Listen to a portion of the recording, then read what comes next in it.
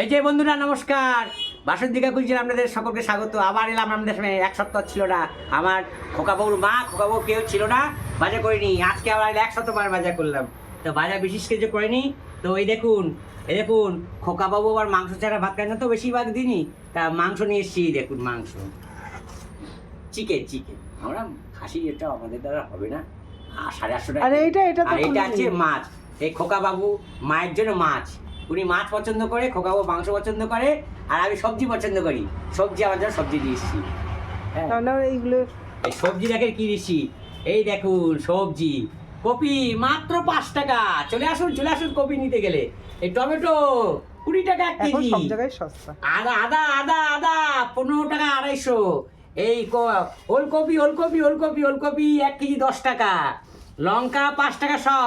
তারপরে বেগুন 1 কেজি 10 টাকা। এই যে 10 টাকা কেজি বেগুন, এই বেগুন 10 টাকা কেজি। আলু 2 কেজি